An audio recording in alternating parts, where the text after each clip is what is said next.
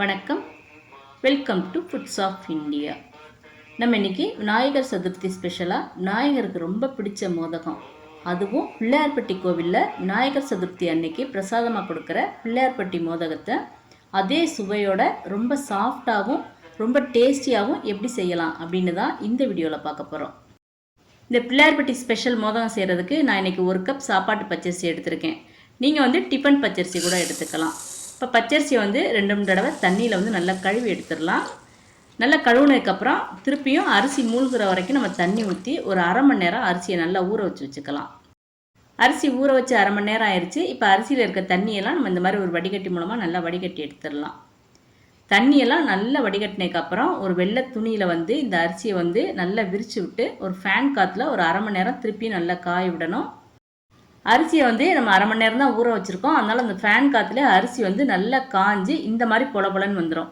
கையில் தொட்டோம்னா கையில் ஈரப்பதம் இருக்கக்கூடாது, ஆனால் அரிசியில் கொஞ்சம் ஈரப்பதம் இருக்க மாதிரி இருக்கும். இப்போ காய வச்சு எடுத்து வச்சுருக்க அரிசியை நம்ம கொஞ்சம் கொஞ்சமாக போட்டு வறுத்து எடுத்துக்கலாம். அதுக்காக இந்த மாதிரி ஒரு அகலமான பேன் எடுத்திருக்கேன். இப்போ இதில் முதல்ல பாதி அளவு அரிசியை நான் சேர்த்துக்கிறேன். அடுப்பு மீடியம் ஃப்ளேமில் வச்சு அரிசி நல்ல கலர் மாறி வர வரைக்கும் நம்ம வறுத்து எடுத்துக்கணும்.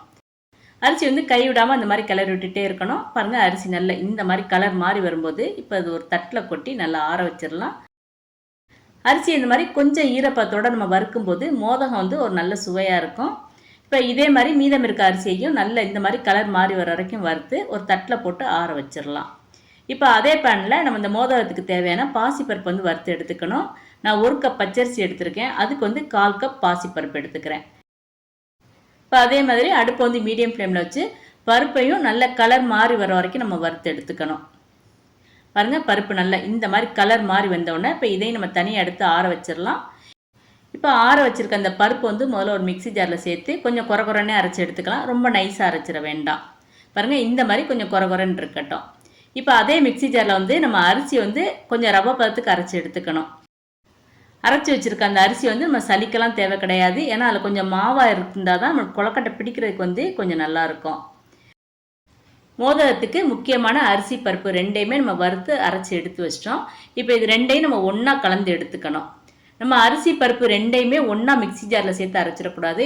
ரெண்டையும் ஒன்றா கலந்து நம்ம அரைக்க ஆரம்பிச்சிட்டோம்னா பருப்பு ரொம்ப நைஸாயிரும். அப்புறம் அரிசி ரொம்ப குறகுறன்னு இருக்க மாதிரி இருக்கும். அதனால நம்ம ரெண்டையும் தனித்தனியாக அரைச்சி இப்போ இந்த மாதிரி நம்ம ஒன்றா கலந்து எடுத்து வச்சிடலாம். அரிசி பருப்பு ரெண்டும் சேர்ந்து அந்த குருணை 1/4 கப் இருக்குது. இந்த 1/4 கப்பை வச்சு தான் இன்றைக்கி நம்ம மோதகம் தயார் பண்ண போகிறோம். இந்த 1/4 கப் குருணைக்கு தேவையான அளவு வெல்லத்தை நம்ம எடுத்துக்கணும். 1/4 கப் அந்த குருணைக்கு நான் பொடிச்ச வெல்லம் பாகு வெல்லம்ங்கிறனால 1/4 கப் கரெக்டாக எடுத்திருக்கேன். அதே இது நீங்கள் ஆர்டினரி வெல்லம் எடுத்துக்கிறீங்கன்னா கூட 1/4 கப், அதாவது 1.5 கப் அளவுக்கு நீங்கள் எடுத்துக்கங்க. அப்போ தான் இனிப்பு கரெக்டாக இருக்கும். இப்போ இந்த மோதகம் தயார் பண்ணுறதுக்கு தேவையான அளவு தண்ணியை இப்போ நம்ம சேர்த்துடலாம். நான் 1/4 குருணை எடுத்திருக்கேன். அதுக்கு 2 மடங்கு தண்ணி, அதாவது 2.5 கப் அளவுக்கு நான் தண்ணி சேர்த்துருக்கேன். நான் சாப்பாட்டு அரிசிங்கிறனால 2 மடங்கு தண்ணி எடுத்திருக்கேன். இதே நீங்கள் டிஃபன் அரிசி தான் எடுத்திருக்கீங்க அப்படின்னா 2.5 மடங்கு தண்ணி எடுத்துக்கணும். இப்போ வெல்லம் நல்லா கரைய விடணும். வெல்லம் நல்லா இந்த மாதிரி கரைஞ்ச உடனே இப்போ அடுப்பை ஆஃப் பண்ணிடலாம்.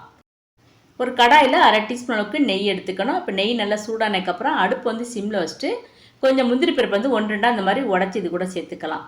இப்போ முந்திரி பருப்பு நல்லா இந்த மாதிரி கலர் மாற ஆரம்பிக்கும் போது இப்போ நெய்யிலேருந்து அந்த முந்திரி பருப்பை தனியாக எடுத்துடணும்.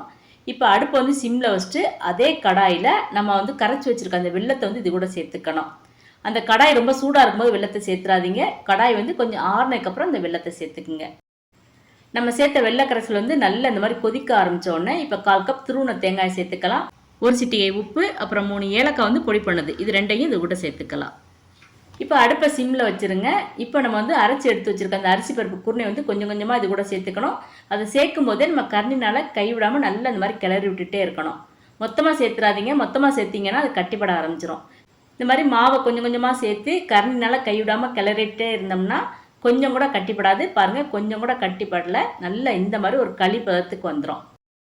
அடுப்பு அதே சிம்மில் இருக்கட்டும். நல்ல கெட்டியான பதத்துக்கு வர்ற வரைக்கும் அதே சிம்மில் வச்சு கரண்டினால் நல்லா இந்த மாதிரி கலந்து விட்டுக்கணும். ஏன்னா நீங்கள் அடுப்பு கொஞ்சம் மீடியம் ஃப்ளேமில் வச்சா கூட அந்த வெள்ளைப்பாகு நம்ம சேர்த்ததுனால கொஞ்சம் மேலே தெரிக்கிற மாதிரி ஆயிரும். இப்போ நல்ல இந்த மாதிரி கொஞ்சம் கெட்டியாக வந்ததுக்கப்புறம் திருப்பியும் நான் 1/2 டீஸ்பூன் அளவுக்கு நெய் சேர்த்துருக்கேன். அப்புறம் வறுத்த அந்த முந்திரி பருப்பையும் இப்போ அதை சேர்த்தாச்சு. ஒரு 2-3 நிமிஷத்துக்குள்ளே நல்ல இந்த மாதிரி கெட்டியான பதத்துக்கு வந்துடும். இப்போ நம்ம அடுப்பை ஆஃப் பண்ணிடலாம். இப்போ அதே சூட்டோட நான் இதை வந்து இன்னொரு பாத்திரத்துக்கு மாற்றி எடுத்து வச்சுக்கிறேன். அந்த பாத்திரம் வந்து நம்ம ஒரு ப்ரெஷர் பேன்லேயோ அல்லது குக்கருக்குள்ளேயோ வைக்கிற அளவுக்கு பாத்திரமாக இருக்கட்டும். இப்போ நான் அந்த மாதிரி ஒரு சின்ன பாத்திரத்தில் தான் எடுத்து வச்சுருக்கேன். இந்த மோதகத்தை வந்து நம்ம 2 மெத்தடில் தயார் பண்ணலாம். ஒன்று இந்த மாதிரி தேவையான உருண்டையாக பிடிச்சு ஒரு இட்லி பாத்திரத்தில் ஆவியில் குறைஞ்சது ஒரு 10 நிமிஷமாவது நல்லா வேக வச்சு எடுத்து வச்சுக்கிறது. அது ஒரு மெத்தட். இன்றைக்கி நம்ம பார்க்க போகிறது இன்னொரு மெத்தட். இப்போ நான் வந்து ஒரு ப்ரெஷர் குக்கரில் வந்து 2 கிளாஸ் அளவுக்கு தண்ணி சேர்த்துருக்கேன். இப்போ அதில் வந்து அடியில் இந்த மாதிரி ஒரு தட்டு சேர்த்ததுக்கப்புறம் இப்போ இந்த எடுத்து வச்சுருக்கேன் இந்த பாத்திரத்தை வந்து அதுக்குள்ளே வச்சு குக்கர் மூடி போட்டு வெயிட் போட்டு குறைஞ்சது 4 விசில் வரைக்கும் நல்லா அதை வேக வச்சு எடுத்து வச்சுக்கிறது. இப்போ நான் வந்து குக்கரில் 4 விசில் வரைக்கும் நல்லா வேக வச்சு எடுத்து வச்சுருக்கேன்.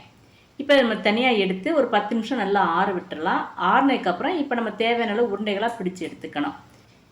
குக்கர் மூடியை திறந்த உடனே அந்த மோதகத்தோட வாசம் கமகமன்னு இருக்குது.